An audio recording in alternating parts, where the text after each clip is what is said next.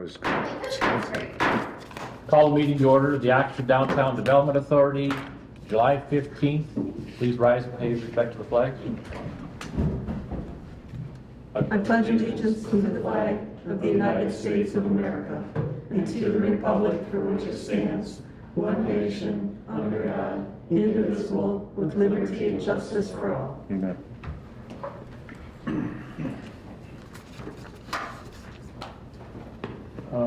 Roll call. Captain, do you need that, please? Yes, I'll do it. Piper. Here. Colvin, here. Knaus. Is she coming? No? Absent. Gone, yep. Cook, absent. Schultz. Here. Charles. Here. Powers. Here. Carey. Here. Clark. Here. Thank you. Public comment on non-agenda items. Any public comment?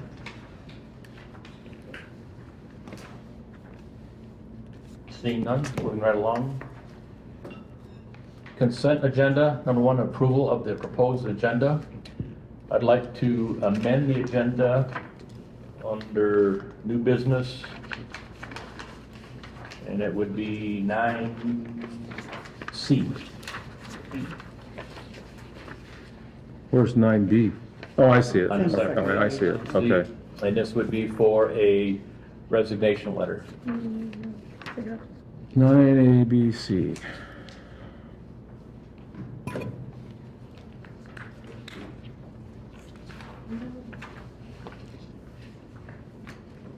And that would be I'll take a motion to approve the agenda as amended. I'll second that. Moved by Schultz, seconded by Charles. All in favor? Aye. Opposed, same thing.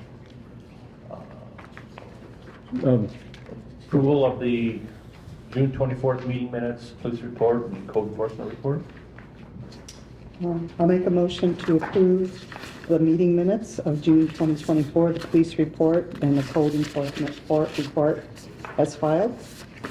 I'll second that. Okay, it's been moved by Powers, seconded by Carey, to approve the June 24th, June 2024 meeting minutes, police report, and a code enforcement report. All in favor? Wait, we have to have a discussion first. Oh, sorry. Just Any a quick- discussion? Quick comment on the, this is trite, but whatever. Trolley is misspelled in the budget, so small, but just to bring it up, so. I don't think we need to make any changes, but just, Okay. because we're so good on things, we want to make sure our spelling is right too. All right, all in Not that I favor? read these things, don't get me wrong. Aye. Aye. Opposed? I think. Financials? Financial statements, revenue expense reports, and the bills. So want to make a motion?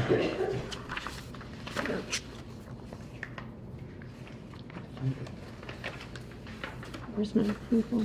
Motion to pay the bills in the total of $26,554.64. I'll second that. Moved by Terry, supported by Charles. Any discussion? Roll call, please. Clark. Yes. Carey. Yes. Piper. Yes. Schultz. Yes. Charles. Yes. Powers. Yes. Ian Colvin, yes. Motion carried. DD reports, the executive director's report. No, I meant to put the other committee reports first again.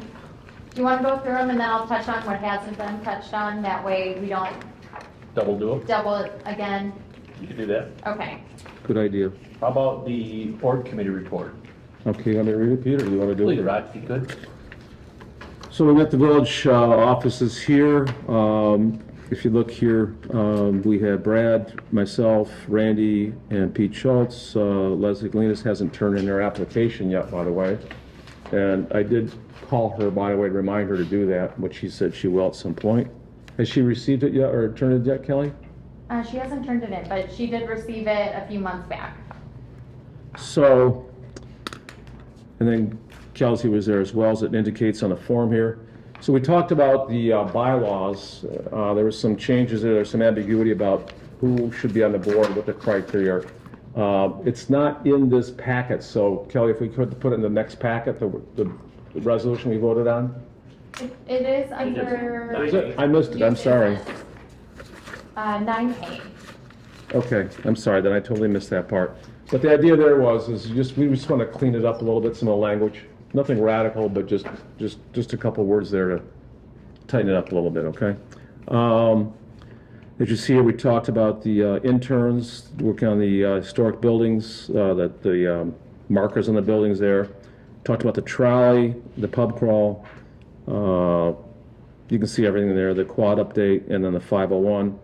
And then we had a discussion too about, sort of things that we want to put on the calendar, so we update the website so that people who use the website know what's going on. So that had to be cleaned up a little bit there, nothing radical.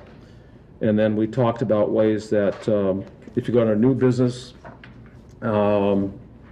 just to make sure that we talk about some of the positive things that are happening in the village. A lot of the work that the DPW does that goes unrecognized, and what we should talk about there. And she brought, as it says here, she called to our attention, the DDA board voted Alameda authorized the transfer of $10,000 to the village for services it provides.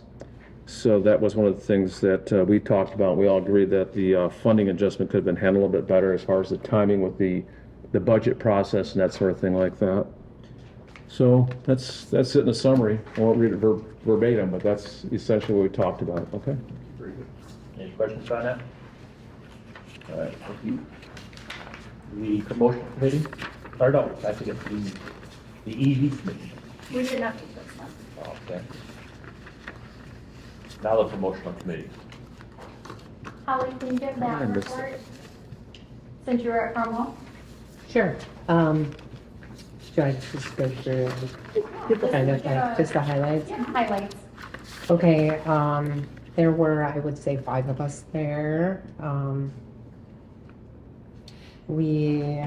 What did we do? We talked about the current concerts in the park and how we've been getting good feedback from them so far. We talked about the kickoff of the open air market, and that seemed to go pretty well. Had a good turnout. Was nice to see that space being utilized. Let's see, we talked about the executing the cornhole that's coming up. We were gonna maybe as a group try and check out how Wind Down Wednesdays was going. With the rain that we had this week, we postponed it to next week. So we're gonna try and see how that's picking up as far as attention. And the car shows have been going fairly well. They don't like to come in if it's raining, so sometimes it's a lower turnout. And then we are really focusing on the Scarecrow Festival right now because that's going to come in really quickly. And we're just trying to get like our duties lined up there and discuss how we want to change it this year and go over the ideas and stuff like that. So it was a productive meeting, and I know we're planning on meeting 2 times in August and 2 times in September before the event. So other than that, that's about it. Any report, Rod? Just what kind of change? I mean, I think the event's been phenomenal, and here again, Kelly's done a great job Yeah. since she became executive director. What kind of changes are you guys kicking around? Well, the pie eating contest, I think last year it didn't go over as well, because it was a little bit later in the day. So we're throwing around ideas of either doing like the bagel bombs on a string or like just Just some different things. something, but maybe just a different spin on it, but still having those activities. Potentially having a beer tent this year.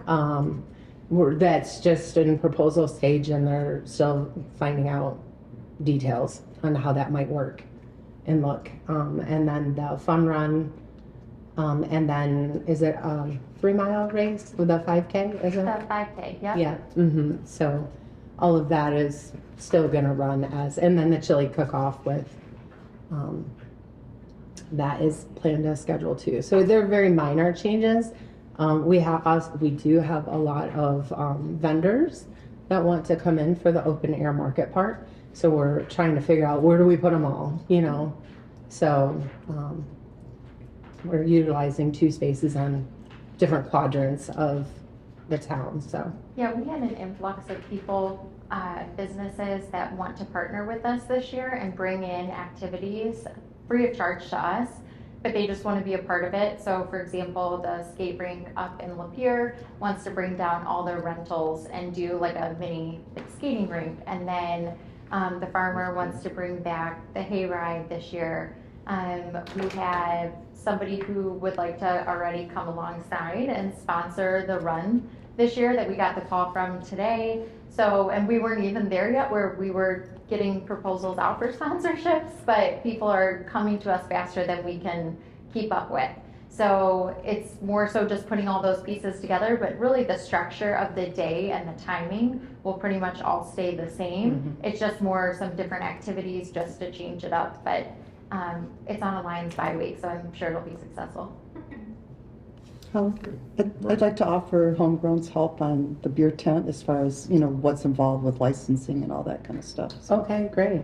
Marie, I was gonna come to you first. We actually had a business owner in the downtown come and pitch that out to us, that he wanted to do that. Okay. That didn't come from us. I didn't really understand fully, what would go into that, but I did tell him that if you are gonna run with this idea, we need to talk to council, and then I would like to involve all the local breweries to be the ones to provide everything. So, but I had yet to hear back from him. That wasn't something that we were gonna try to take on ourselves. was that a restaurant owner by chance? It was or- not, it was Okay. actually Swiss Insurance, Oh, okay. Yeah, I mean, I'd rather involve the local breweries rather than bringing in a big distributor. 1000%. And I And told we him that discussed first that and then foremost, at yep. the meeting Yeah. as well, yeah. Okay, great. Grace? So a bit of a transition from Scarecrow Fest, but the open air market that happened last week was one fantastic. Yeah. And I really enjoyed seeing some of the local businesses doing tents on the sidewalk.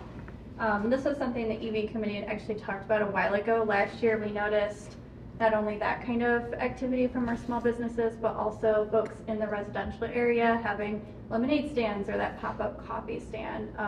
I think something that the EV committee and the promo committee can coordinate on moving forward is just communicating with our small businesses to make sure that one, they have any of the proper permitting they might need to do like a sidewalk sale. I know sometimes that is something that is a requirement. I'm not sure what the village's requirements are for that. And then also talking to them about the sizing of their tents on the sidewalk. So last week in particular, very happy to see our small business out there on the sidewalk, but their tent was so large that you couldn't really get around it on the sidewalk. You had to go out into the street. So I think if we just have a nice casual conversation with them about how Sure. the sizing of the tent can maybe be more uniform, and maybe we can get some more of our small businesses to come out and participate on the market days. Great. Any other? And this is one final thing to compliment Kimberly Smith here too on that Washington Square. That's been a phenomenal success. That's been a great success, and now you put a lot of work into it. Thank you. I'm really stepping into my market master. It's a team effort, but thank you. No, I know it's a team effort, but I hear the things, I see the stuff, and it's really been phenomenal. It's really been a huge improvement. Those of us on the DDA board for years, we recognize the difference in the concerts in the park have been so much better than years ago. The Washington Square has been a phenomenal success. I hear it everywhere, and from people outside of Oxford, by the way. They drive through, stop in, stuff like that. So you guys, nice job. Kim? One thing, just really quickly, just to follow up on Holly, one of the things I know we've talked about before is kind of operationalizing our committees a little bit more. So one of the things we talked about for Scarecrow Fest is, Holly, I don't know if you remember nominating yourself or being nominated, but she is going to be our volunteer coordinator for the event, and she's going to allow the volunteers to check in and check out at her business. And so then that is like a one meeting point. I think it's going to organize that process a lot better, and it's going to help from an efficiency and effectiveness standpoint for our volunteers. So I think it'll help continue to start building that piece of what we've been trying to work on for the last couple of years of getting our volunteer program a little bit more mature.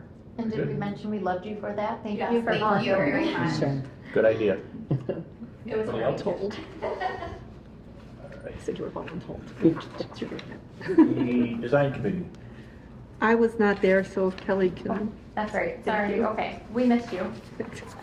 So design committee, we didn't have any types of grants this month. We are working with a couple of small business owners through their grants currently. We received some of the plantings for the big planter boxes that are in Washington Square now. So we will have those out hopefully by next week. And then those are movable, so we can block off some of the space. Right now, we have them up against the wall in Washington Square. But I love that depending on which event it is, they can move to block off something, they can move to block off the front of 24th. And in the meantime, they're a great sound barrier against that red wall, which they're up against right now.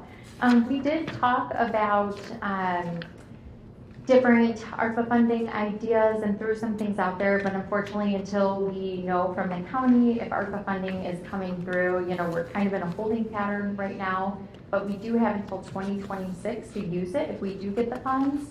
So we feel like we have time, and again, this is something that once we figure out, okay, this is where the funds can be used, then we'll go to village council, get approvals there before we start to make decisions as a board. We did talk through some of our events and talked about placemaking, anything additional for those spaces. And it was voted on that Scott Cree stay the chair of that committee. Came up on his year, so we just wanted to make sure, and everybody was unanimous that of course we want you to be the chair. Nobody else wants to take these notes. So, but great meeting. We had it at CFE. It's nice to get out in the community and visit some of the different coffee houses and locations as we're holding these meetings. And I know that they appreciate it too, seeing all of us. So it's really good. We got to see their new sign that we just granted them, which was really neat too. One question on that I had from the last meeting. We talked about the painting the square, Washington Square and stuff like that. And then we were looking for a few different ideas for as far as people to do it and everything. Has anything come forward? Yeah, Marie had talked to one artist. It sounded like he passed us on to somebody else, but it's not from the community. So we were a little hesitant to go with somebody who was not from the Oxford community. So that's all that we received back for now. Okay. I have another name for you when you want. Oh, somebody from Orion. I called Orion Rec Center, that's where I started. Hope to see if it's the same name. Might be. Okay, very good. Back to executive director's report. Perfect. Now I only have a few things to tell you. So we had a lot of different meetings and focuses this month, but we worked a lot with our smaller business. We felt like there was a lot of different needs for small businesses this month that were either looking to expand their locations, looking for new space, wanting to sign up for the e-commerce site or the gift card program.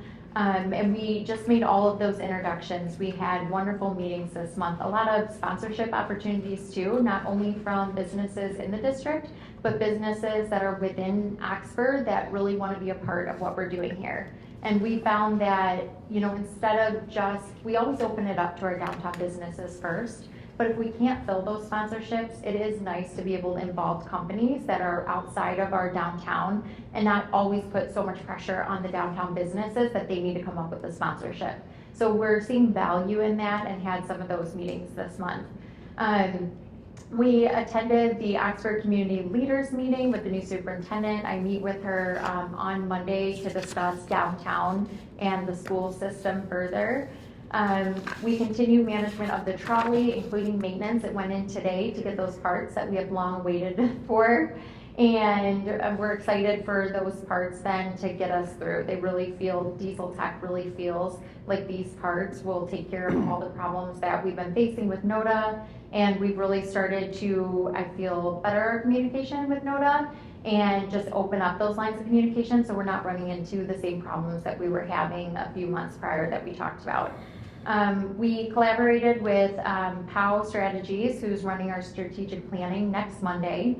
And then we worked with the MEDC. We're trying to figure out some of these development projects that are coming into downtown Oxford, how we can get them funding, and if funding is available for the downtown projects. I was able to deliver a speech at GROW, which is a new networking group here. And we collaborated a lot with the county on different grants and resources for small businesses that they were looking for this month. So besides for that, intern projects and just event management kept us pretty busy. Very good. Any questions? Kind of related, Mr. Medors here, what's the status of the development going in on the west side M24, that right by the car wash and Dr. Steep's? That's in the village, that's in the DDA district, isn't it? Yes. So that's what, 32 homes? Additional, oh, I think I meant the one out front. Well, there's that area back there, are those all in the So they came, Step to the board, please. just to make sure you can hear, they applied for conditional rezoning application in the planning commission. Planning commission recommended that. I liked what the idea was and recommended approval to village council. Village council took it up last week and granted to the agreement that was presented, they approved to enter into. And so the conditional rezoning agreement is going to be signed here as soon as we get the parties together. The next step would be then for them to go back to the planning commission for site plan, normal site plan approval at that point, but just within the parameters of the agreement. And what would it be then? What, 32 individual homes is my understanding? No, it is multifamily, it's multifamily zoning to some degree where it's townhomes, single-family townhomes, condos that are connected. But because they're connected, it had to have this conditional rezoning. They weren't separate, and they're gonna be on one big lot like any other condo development, right? Individual condo will be its own unit and its own parcel to be sold. I know how it goes as well. But because there'll be one big common area, like any other condo development. Some you'd see like the bottom of the hill here with Glenwood's condo, or the condo lane, or Vertical Court. It'd be a condo setup. Now, there'll be 6 buildings that have 4 units in them. And then there's a couple 4-unit buildings that are actually connected just in order to minimize the space between them. So those will actually be 8 units connected. I think there's 2 of those. So all total 32 condos. But they're 2-story townhomes. Two-story. Pete? Yes. I guess. So that is within the DDA district, the entire Yes. complex? Yes. And how many residents are you anticipating? Well, it's 32 units. Who knows? It could be So at least 32 people. 32 individual condos.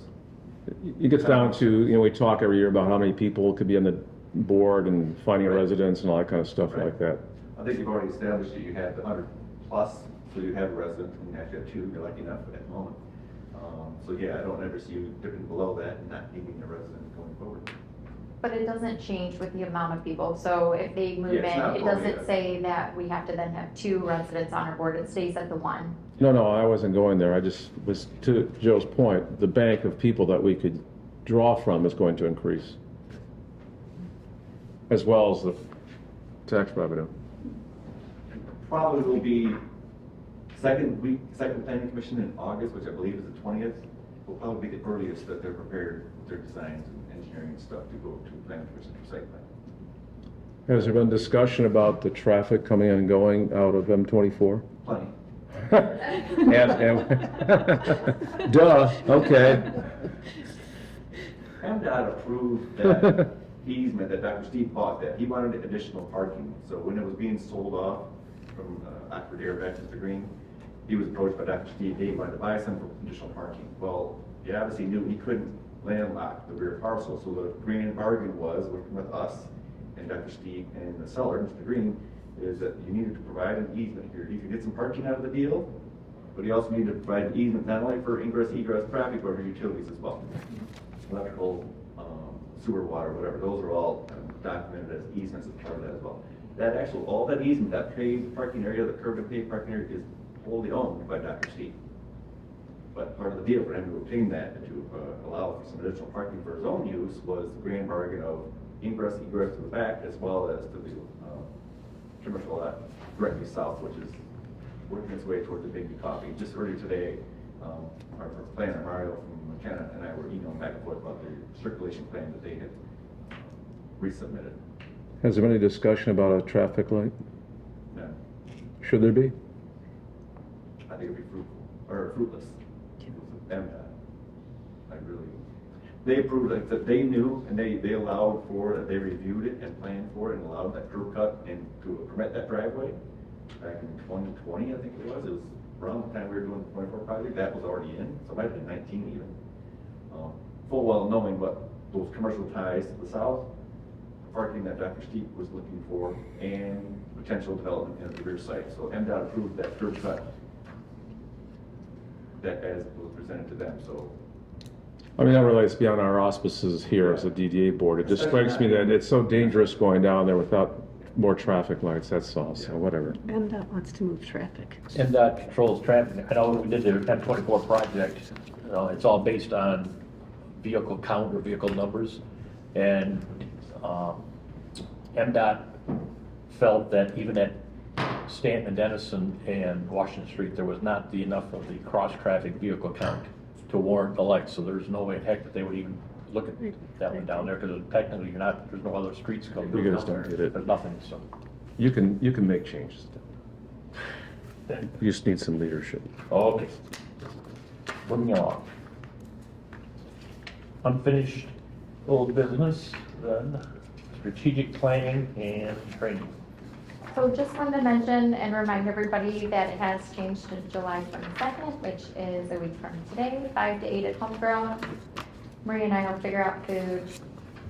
And I sent a survey when we first announced it. If you have not taken that, please take it. She has only had 5 responses from everyone, and we need the board, the committee, and everyone to do that. So I will resend the link when I leave here tonight so that you have it fresh in your inbox.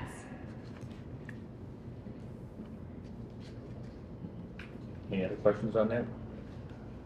The 8B, the 501c3 Board of Directors discussion. Yes, so I'm gonna have Kimberly come up to the mic as well, because she's been working with the attorney on that portion. You will see in your packet resumes for candidates that we've discussed in board committee. These were candidates that actually came to us when our board applications were open, and we really liked them, and we would love to have all of them a part of it. So we did go back to them and ask them if they would be interested in the 501 board. And then at that time, they sent us their resumes and said, yes, they would. They all plan on being at the strategic planning meeting as well. We are waiting to appoint these people for our next step in our process for the attorney. But Village Council President Kelsey Cook brought to my attention that she had quite a few questions in this last week. And I just wanted to make sure that everybody is comfortable. We don't need to appoint people tonight if we're not, because we still do need to find 2 other candidates. I also wanted to talk through, I had a conversation with Christy Trevorrow from Rochester about their nonprofit and how they work it, and really use some of the questions that Kelsey asked me to go to her. So I also wanted to just have a discussion about that. And then Kimberly can kind of give you an update on what she's done with the attorney so far, and then what we're waiting on. Sure. So unfortunately, we have not made any progress since our last conversation, because the attorney cannot move forward in their process until we have 3 names as at minimum as a board of director to move forward with filing for The paperwork. our paperwork. So there has been, they keep reaching out to me asking when we're going to be ready, and I keep letting them know that we're still in discussions. So from a process standpoint, we are at a standstill and cannot move forward until we choose at least 3 individuals. Now, we do have the option to choose 3 now and then add more later, if that's something that we want to do now. But we do need to have an odd number for voting purposes.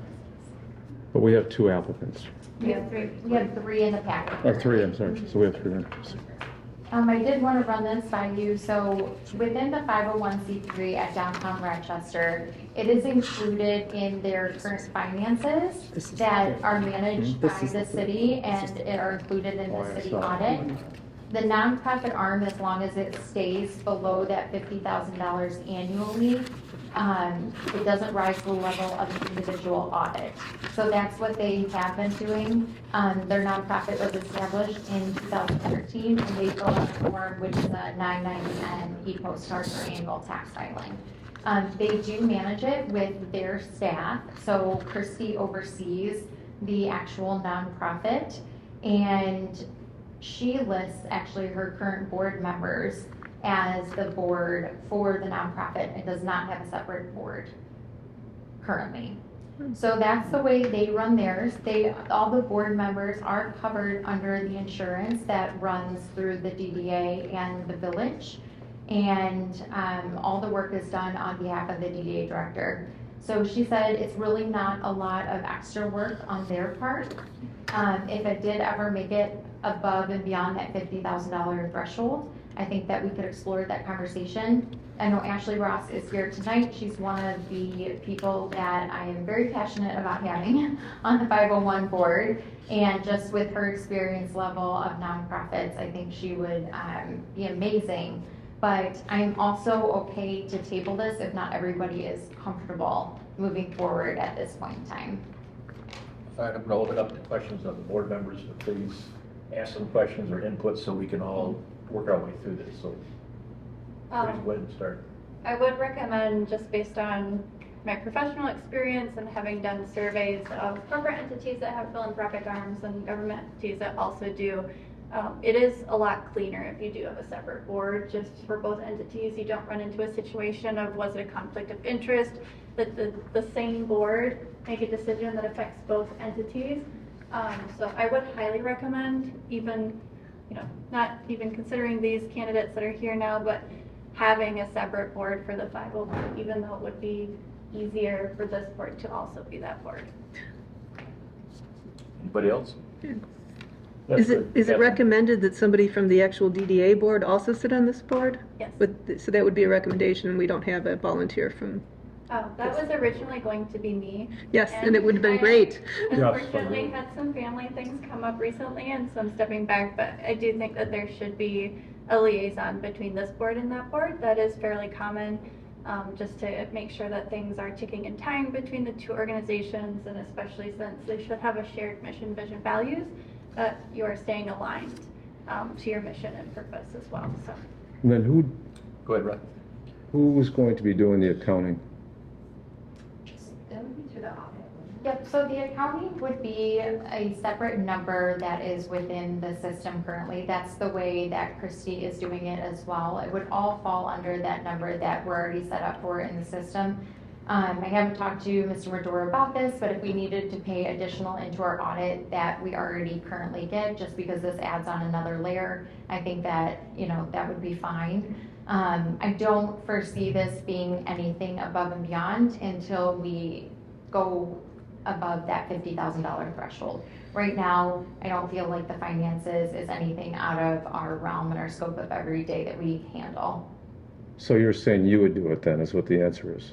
Yeah, when I say me, I mean Kimberly. No, yes, Kimberly and I would handle that. Well, you said Joe Medora and whatnot, so who's going to be doing the accounting was my No. question. So it would be us, but currently, that a big part of our day-to-day finances runs through the village, right? Because the numbers and the systems are going in front of Kim in the office, and then Kim is going to Terry, and then Joe is signing our checks. So we would need to work hand in hand, just like the way we do every single day with the village, to have this work.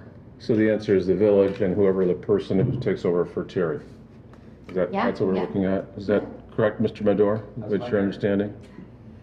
And we were saying we would be prepared to reimburse the village for the extra work? Yeah, I think the first couple of years it would be very minimal, but I think that with our budgeting process, I feel like we should absolutely do that. Anybody else?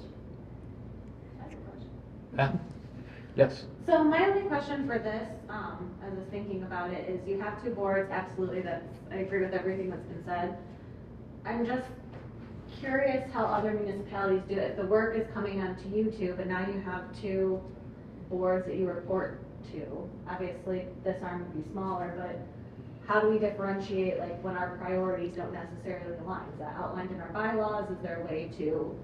Yeah, great question. I did ask Christy about this, but I also talked with Nick and Holly as well. So the one thing is that they look at that nonprofit board as just the funding that they do at the end of the year. So it's a funding campaign to support the downtown. So they're under Downtown Rochester is what the name of their nonprofit is.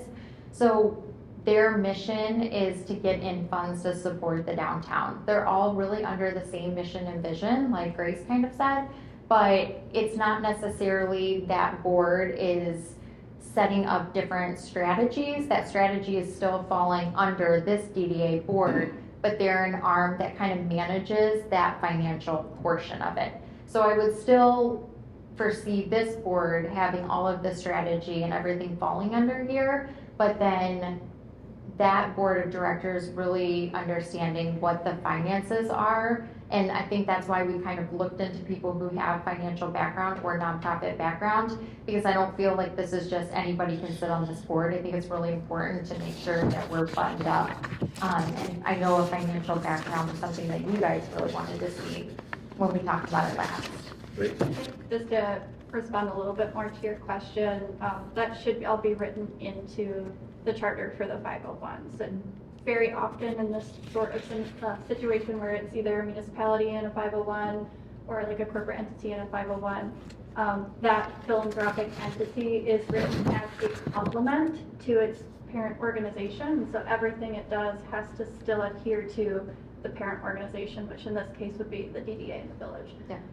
So it would kind of be a subsidiary of the village and the DDA. So it shouldn't ever be in conflict other than like them having different reporting requirements. Rod? So the purpose of the discussion is a discussion, or are we looking to vote on something? I would say it's a combination. I mean, right now, we're all getting input or getting questions answered, so we're all comfortable with what's going on or trying to explain or understand how it's all going to function. But I think at the same time, we're close enough that we have 3 applications, and if everybody feels comfortable, I think we can act on that also. Right? Yeah, I had a related question. I was wondering about the timing of the process, whether we felt that we've exhausted all possible candidates and we might as well move forward with a decision, or whether we're still in that gathering stage of trying to find other candidates. That's a great question. So I know that Joseph did have it in the Oxford Leader and that we talked about the nonprofit. We haven't put it necessarily on a social media platform, but I think it's because we really felt strongly about these candidates that we interviewed for the board positions. And then we did think we would be full with Grace and then one more.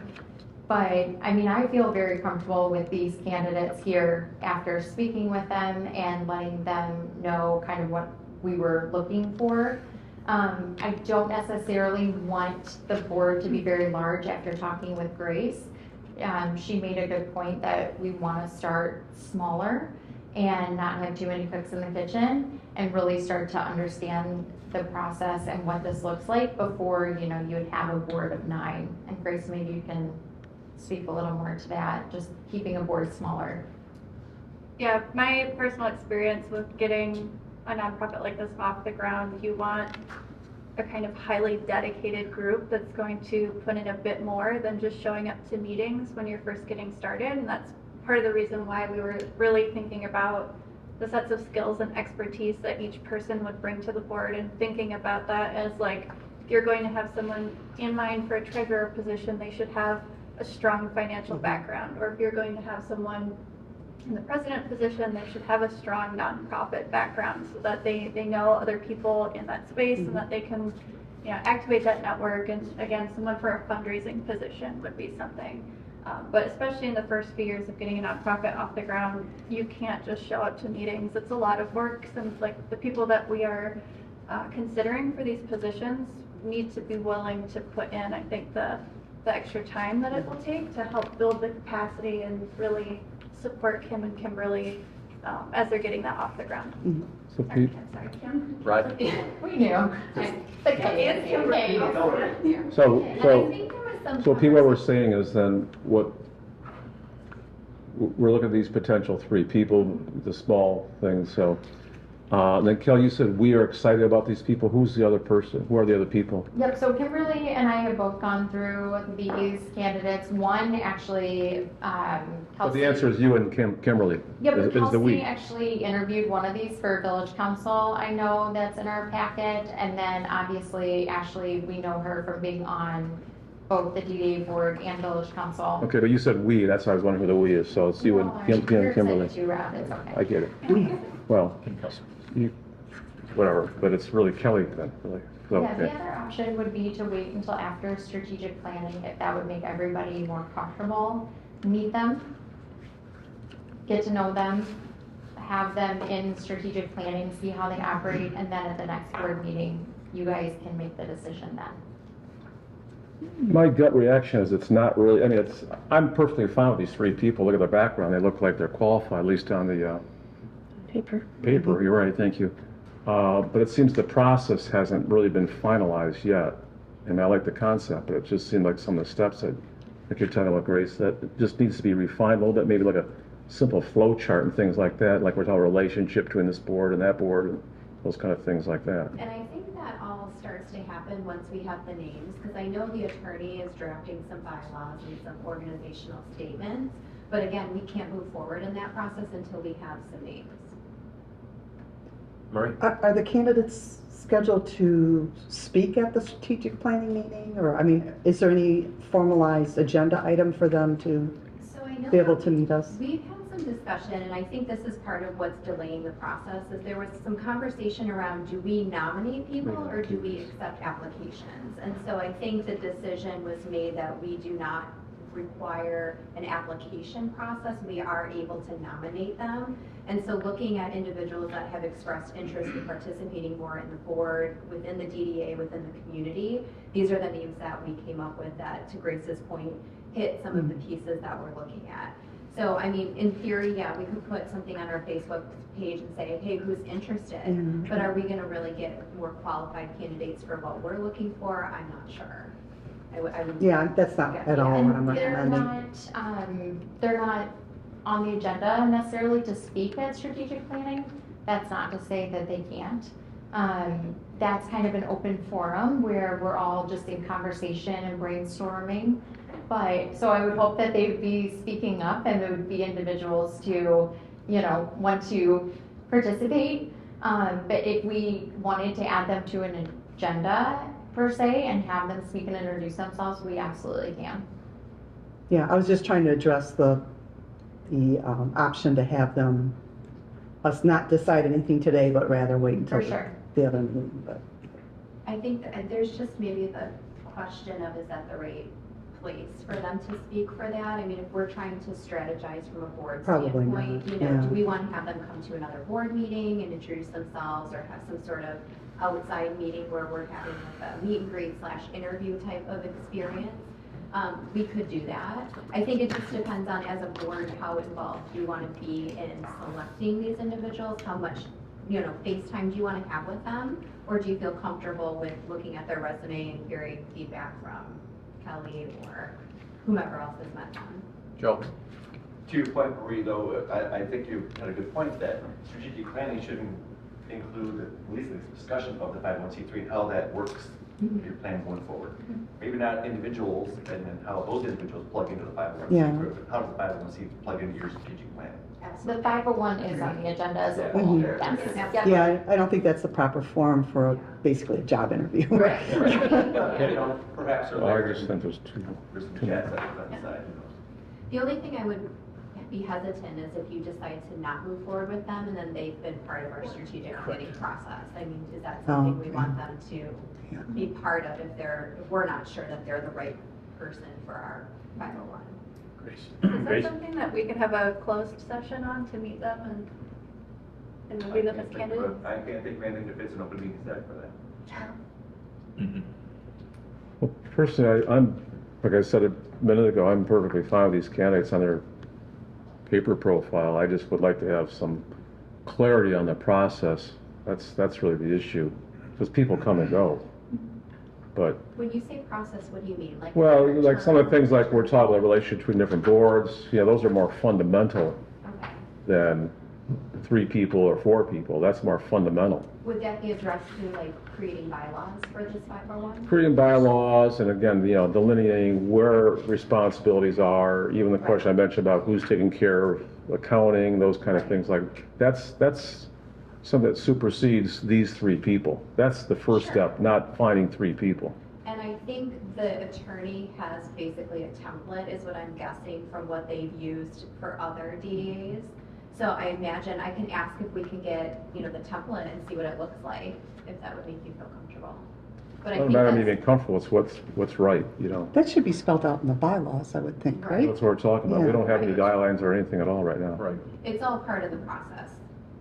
And we'll Okay. get there, but if you want that sooner, we can absolutely ask for that. Joe? And to your point, Rod, I think like, and what Kevin was saying, all that stuff is there, he just wants to complete it, he can't complete it to his name, but it's still already there, so perhaps a draft of that Yeah. might answer some of that. Mhm. How is this outlined, how does this interact with this board versus that board? That might already be all spelled out in that template that he has, so to speak. Yeah.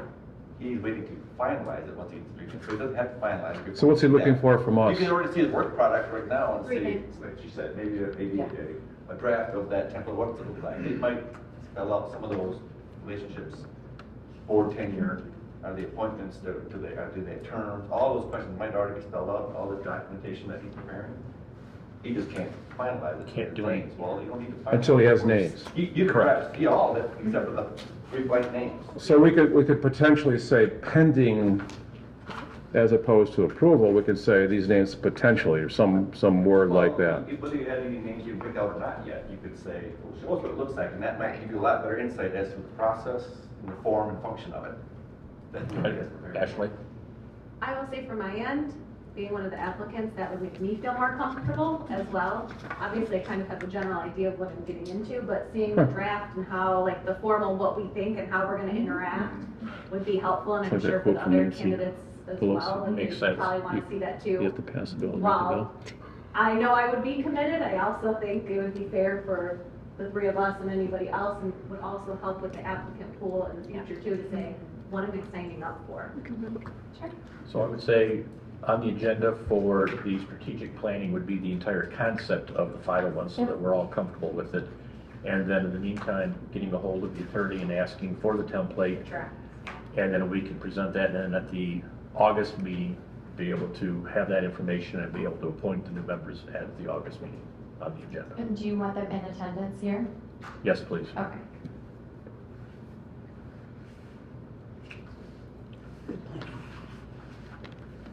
Anybody else have any input or any questions on that? I agree with that. Good, Rod?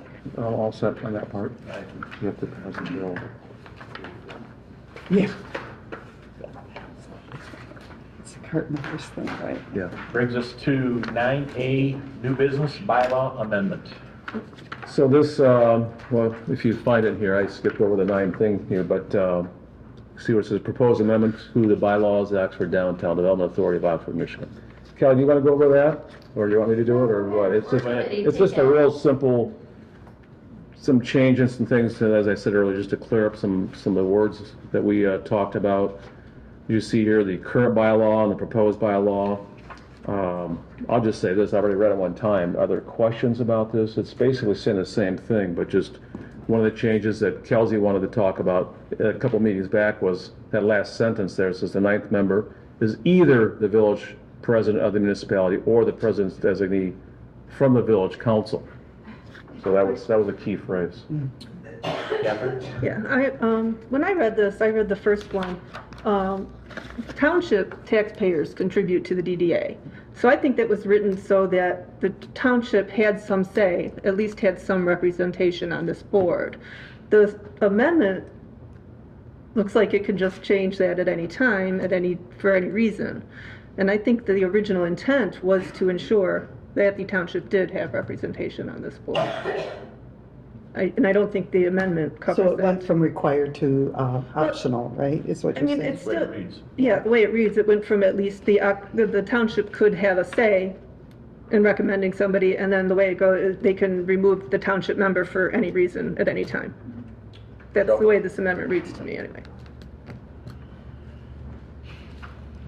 So when I was gonna get into that, I touched base with it partly on my memo, and so I'll get into my other spiel a bit now then. So when the DPAs, you have to look at, there's a hierarchy. You have the state statute which defines DPAs and created them. Then we have our ordinance, which is in place that we have to have in place that matches the state statute. And then you have bylaws that go to your kind of smaller day-to-day things. The statute, if you read the statute, it is very clear, and I could even read it right out of the state statute. And the township has no say whatsoever. there was, it was something Joe Fox was here, but, you know, it would be nice to work together and to maybe have a position here. So as far as the process goes, there is no requirement other than, Yeah, thanks, Scott. number of the people, things like that. The membership is still in there.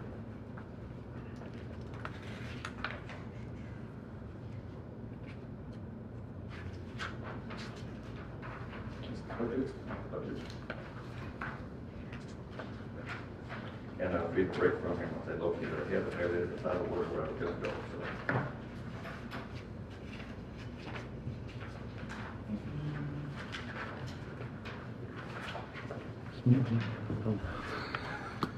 Okay, setbacks provided under section 7, 8, and 9, an authority shall be under supervision and control of the board consisting of the chief executive officer of the municipality and in the township, that is the township supervisor. Board shall consist of the chief executive officer of the municipality and not less than 8 or more than 12 members as determined by the governing body of the municipality. Members shall be appointed by the chief executive officer of the municipality, subject to approval of the governing body of the municipality. So that's whether it's a township DDA or village or city DDA, doesn't matter. Those are the requirements. The other requirement that comes into play with any DDA is if you have 100 or more residents within the DDA, there's that. And it talks about that no less than a majority of the board members shall be persons having an interest in the property located in the downtown district, or officers, members, trustees, principals, or employees of a legal entity having an interest in the property located in the downtown district. So there's the other caveat, right? You have to have, we have a 9-member board. And that 9-member board was chosen by Oxford Village ordinance. And so if you change anything, when it comes to changing the bylaws, you can change the bylaws. The statute in here does say those bylaws need to be approved by the council.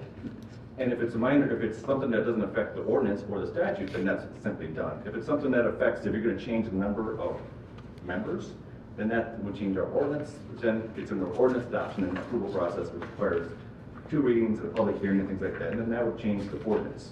But still, then the ordinance then has to fit in the public to the state statute. So that's kind of how that flows.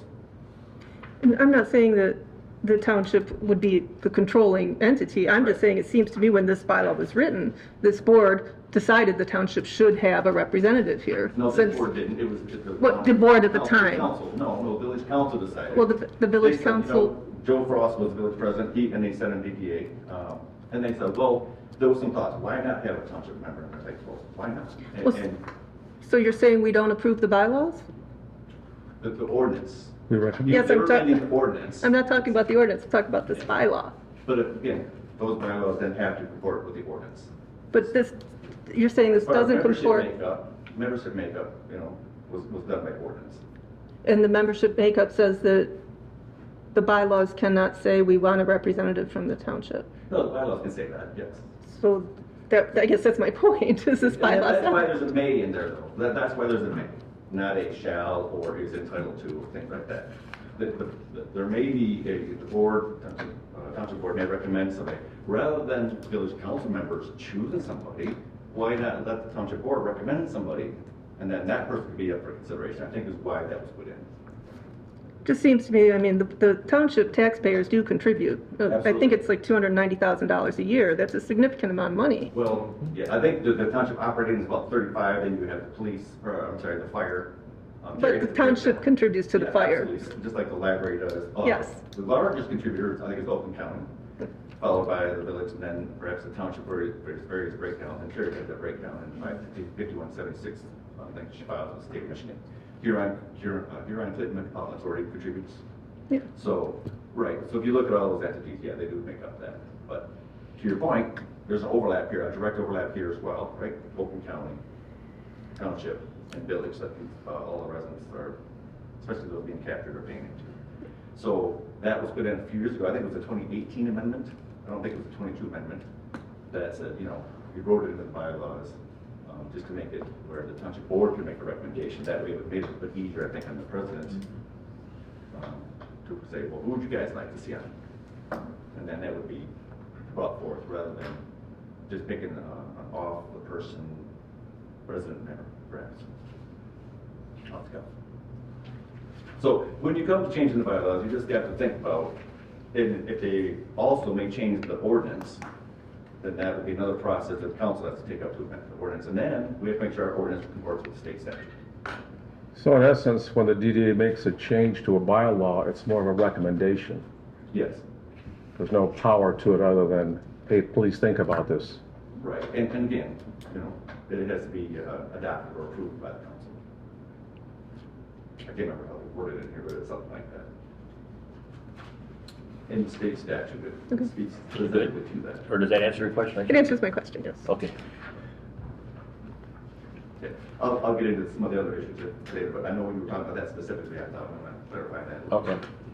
Well, Joe, before you get comfortable sitting down, as far as right now, should we, going on what you just said about this basically would be a recommendation of council, should we then Yeah. vote or not vote on whether we accept these new bylaws? Well, you can make a recommendation, say, you know, we as the DDA board recommend council make these changes. You vote on that, yes or no, as a board, whether you want to make those changes, and then recommend those changes. And then, if it doesn't entail any change to the ordinance, then that's relatively simple. If it, so it says here out of the state statute, the business which the board may perform shall be conducted at a public meeting, with Open Meetings Act, which talks about one of the other stuff, public notice of meeting time.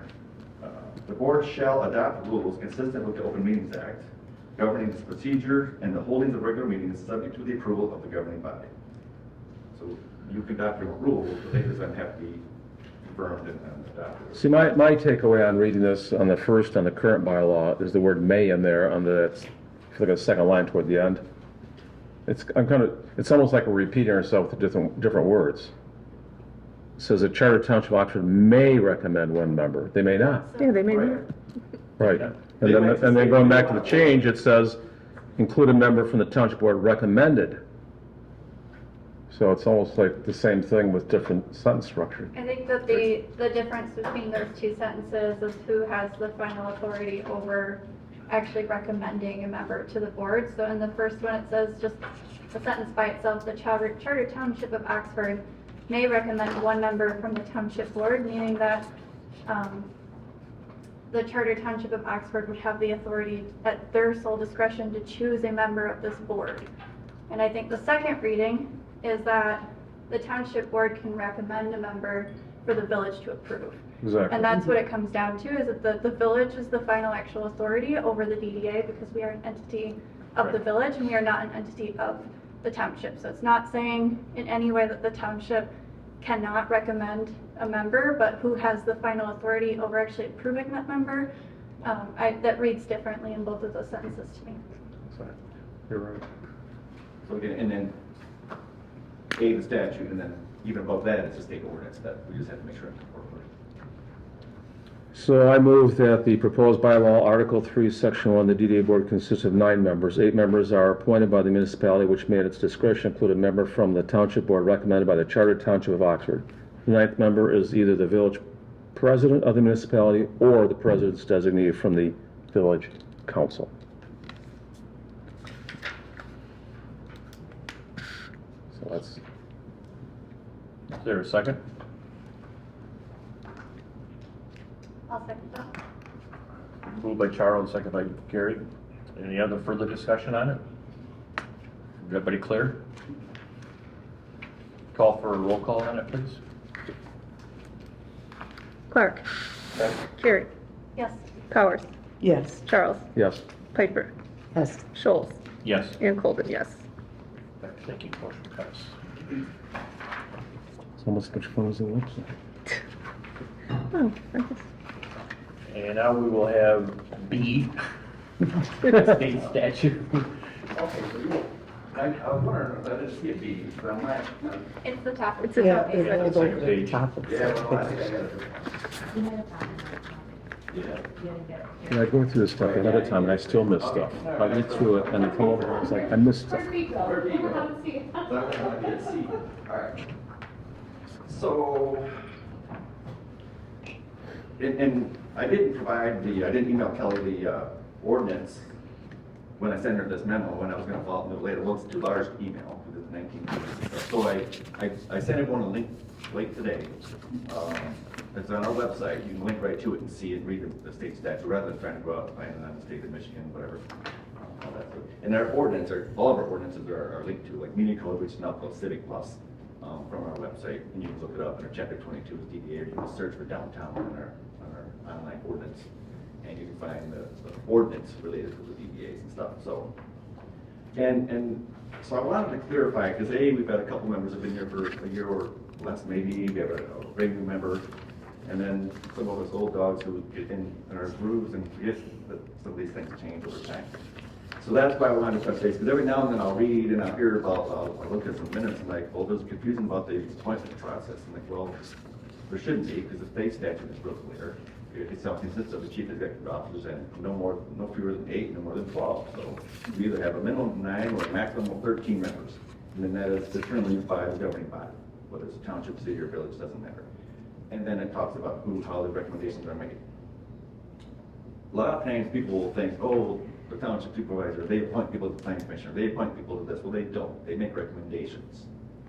If those recommendations are approved by the remaining of the boards, in this case, the council, then that person gets on.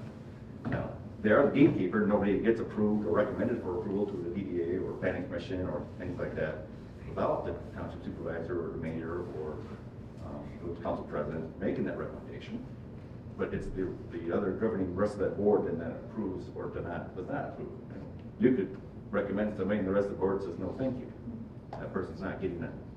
So the process is fairly clear as far as the statute goes, how that works. And again, when I came up about how that was brought up, I think it was in 2018, because at one time, we had to go through and we changed our ordinance. We put up to 13 members. We did. Because there was an appointment process and they left out somebody from the township, and then somebody wanted to put somebody in the township, and then we didn't want to have an even number, so then they went back up to 13 members, and we had a hard time getting quorums. And sitting everybody up here was tough too. We all gotta lose weight. And so then we went through the whole process, went back, it amended the ordinance, two-step process, public hearings, and all that stuff, amended our ordinance back down to 9. Thank goodness, because it made it a lot better. So it's just some of those times, it's cumbersome. You're working this space, Ashley does. It's cumbersome at times, but you know the state statute is what it is, and we need to follow through with that. So, and some of the things I touched base on there. You know, we have to look at why the statute was put in place. Years ago, it was initially put in the 1970s. Of course, it was updated in 2018. They made some changes to it, and it looks at what was the state looking at, the legislators looking at when they did this, right? So there was a feeling and was proof around the state that there was suffering and tax revenue and profit deterioration and things like that. So one of the main goals was to eliminate the value deterioration and property deterioration and things like that. The goal was to turn around and somehow capture other revenue directly for economic growth of the state and through its local units of government. So that's one thing we just have to keep in mind as we're going through and doing all these things. You guys do a ton of things. The infrastructure, the Northeast lot last year was improvement. The infrastructure improvements on M24 in that project was a lot of improvements. So you guys are covering a lot of bases. So we just gotta keep in track, okay, bring us back home sometimes. What else are our other goals? So one of the things in the state statute, and the main one, when it says the legislature finds all the following, then they list items A through H there. One of the ones that sticks out to me is the tax increment financing. This is a government financing program that contributes to economic growth and development by dedicating a portion of the increase of the tax base resulting from economic growth in facilities, structures, or improvements within the developed area, thereby facilitating economic growth and development. And I don't think I've been to maybe one of your committee meetings. Economic vitality, I assume that's part of the economic vitality is maybe those type of things, infrastructure improvements or parking lots, Washington Square, those kind of things, where promotions is obviously a different thing. So by keeping the idea of infrastructure and development, that's one of the main reasons that the DDA statute was put in place. And they talked about the reasons for those, and I mentioned in my memo the stage. It's a tool used by cities, villages, and townships to capture that money and go to all these other places around and focus it on this district for specific uses. So that's what we want to kind of keep in mind. It's straight to the tax base, they want which local units of government rely, and that government programs to eliminate property values and value deterioration benefits local units of governments and are for the use of local units of government. So it's something that it was actually the Oxford Development Authority initially before it was changed to the Downtown Development Authority. Years ago, I think we had to go back to my fifth thing, how many years ago we found when they did name change, and that was a stumbling block for a while. Try to find that. So they're all these provisions are enacted to provide a means for local units of governments to eliminate property value deterioration and to promote economic growth in the communities served by those local units of government. So that's kind of what we have to remember sometimes. I don't know if I said on DDA back in mid-2000, early 2000s, right when the Main Street program first came around. And part of the problem they were seeing is you have these 7-member, 9-member board, whatever, and the same 7, 8, 9 members doing all the work. So they thought, let's broaden this out. How do we get more people involved? By treating those 4 entities, you know, the 4 committees and stuff, as a way of getting more buy-in from just volunteers perhaps, or more local businesses, their employees and things like that. So that really expounded, I think, the reach and things they do. So that was good. But it still doesn't take away from the initial main reason for it being here is for economic development through facilities and structure and things like that. So that's kind of what I wanted to touch base. Like I said, every now and then I'd see something, question about bylaws or question about appointments or a question about memberships and stuff like that. So refocusing, I think, and reviewing these from time to time sometimes refreshes our memory. Keep it going. So I know it came up and we when we were doing our budget workshops in April, we do our budget workshops, and I think Kelsey may have mentioned to you guys, we post them as their public meetings because the whole council's planning on being there at least. We only have 4 members on ours each time. They're a public meeting, we hold them and we sit around the table, not a formal meeting where we're doing, making policy or adapting ordinances and things. We sit down and we just kind of go through the line by line, talk about goals and what we're going to do, what we're going to do with some money, how we're going to pay for this. And it's always good. We've had a few people attend them here and there, watch the whole 2-hour process. And then we come back 2 weeks, 3 weeks later and do it again. And then by the time we get to adopting the budget, we really have it boiled down good to where we're at, where we're going. And I think there was a mention of Kelsey, one of her points is perhaps you guys could do yours that way. I think it should be just one committee working on it. It should be all group. And for those who are newer to it, it's a learning process too, right? And you spread that knowledge out to everyone else too, as to who and why and how you do these things. So just keep that in mind. And then, according to statute, can't remember what section it is, I got it highlighted here. The council approves the budget before you adopt the budget. So again, timing sometimes, we get caught up and it's like, all of a sudden it's gone. By charter, we have to have ours adopted in May. It says the first meeting in May because they used to have 2 meetings, but we do that our first meeting in May now. So we have our budget workshops sometimes starting in March.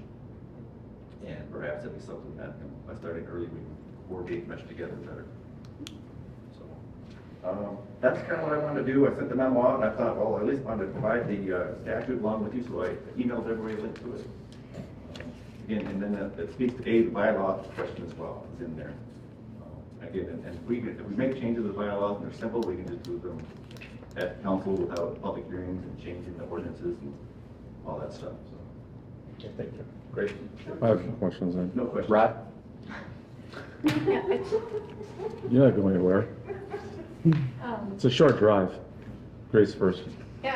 First of all, I appreciate the refresher because I also work with folks who are appointed to positions on a daily basis who, it's a volunteer position. I think just recognizing that not everyone who comes into this space has a background in municipal government or how that works. So it's definitely very helpful. And I think doing a refresher like this maybe annually would be good, or even having like professional development day or training day once annually for the board, where there's a lot of excellent training through the Michigan Planners Association. They do a bunch of workshops and things on zoning and everything that has to do with code and the ordinances and all that kind of stuff for elected and appointed officials. They will come to you to do that kind of workshop. MSU Extension also has their Leadership Academy for elected and appointed officials, and that's also something where we could potentially send board members to, or have them come to us for workshop day. And again, the Michigan Municipal League is always there. The village is a member of the league, which means that the DDA also is. So we have access to all of the resources, their membership help desk.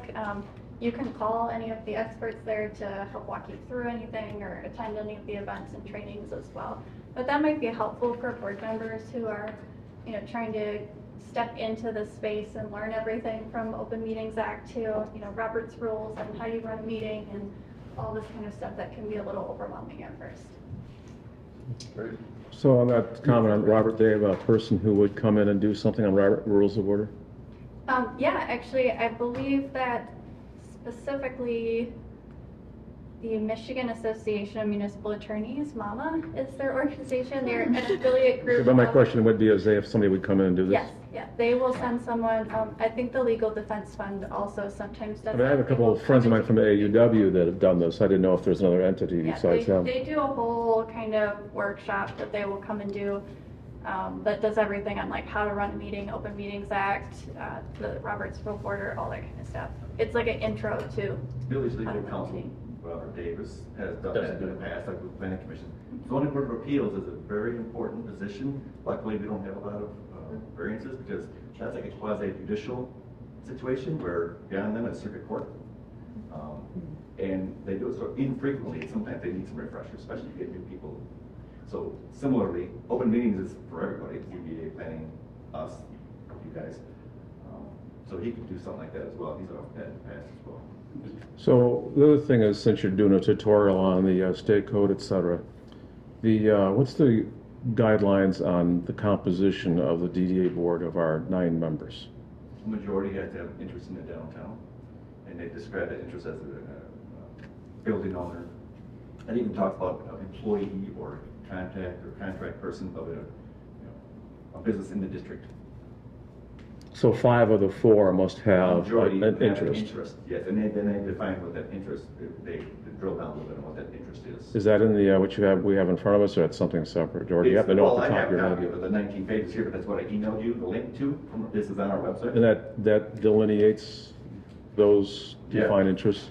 Yeah, the majority of them have to have an interest in that, it says such as employee or building, owner, employee, things like that.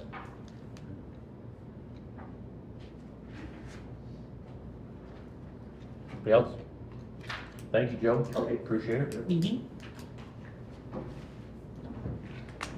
Now moving on to item 9C.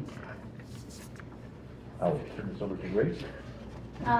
Yeah, so regretfully, I have a resignation letter for all of you today. I've had some unforeseen events happening in my personal life recently. My family lost someone about a week and a half ago, and just a lot of other things that have been happening all at once. So I have been and will continue to be out of state for quite a while, and then already had some planned travel to Norway to visit my partner's family later in the fall. So it looks like I just won't be around much for several months, and definitely would like to stay involved and hopefully not leaving for good, but I need to step back for a little bit right now, and I wish that I had the time and the commitment that is needed for this board right now, and I know that you guys deserve to have someone who is going to be fully committed to this. So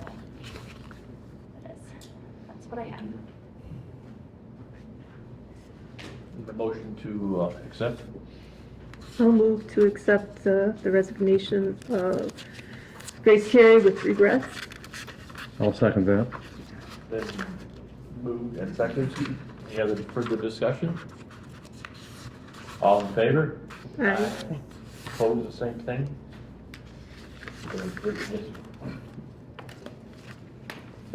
Quick question, Grace, are you going to be on the committee, EV? You wanna take- Not for a while. I'll be able to join again in a few months. No items were removed from the consent agenda. Board member comments, starting with Bryce. We're sorry to see you go, Grace, but totally understand. Thank you for the refresher. For someone like me, it's necessary. And thank you for all your hard work, Kelly, and Kim on the strategic planning. I'm looking forward to the meeting on Monday. Your turn. This is like giving a speech at an awards ceremony. But yeah, as always, thank you to all of my fellow board members. You do really, really good work here in the community, and I've really enjoyed my experience working with all of you, and with Kelly and Kimberly. You guys are doing fantastic work as well, and I will not be gone forever, so please reach out to me. I'm happy to still participate, and I hope I see you all around. Oh, we will. We'll be happy. We know where she lives. We'll send a pigeon. It sounds like a threat. Marie. Yeah, sorry to see you go, Grace. We're gonna miss you, but wish you the best. And I attended the market, and I thought it was fabulous. I was kind of blown away at the number of vendors that we had there, and the size, and the crowd and everything. So, good job to the team that put that together. And yeah, just looking forward to the rest of the summer and what we have coming up. So, thank you. Rod? Just same thing, Grace. I miss you. Seriously. I won't say anything else. That summarizes it. And then going back to what I said earlier, Kimberly, appreciate what you've done over there with the, and Kelly too, the concerts and the vendors market. And listen what you're saying about the October event that we've got going on. I always think about how that's improved since Kelly's done so many good things with that. Even the sign up, selling tickets. Because I always say how I remember for years I would volunteer there, I'd freeze my hands off. Just my fingers be brittle, and then you can be doing ticket sales online, which sounds small, but it's huge, you know, so those little things. I think the D-Day's been the best it's ever been in my experience. And a lot of it, you know, comes with the thing that you two guys are up to, so, and the board, obviously. So that's it. Catherine? Yes, Grace will miss you, of course. And yeah, thanks everyone for all your hard work. I think downtown looks great.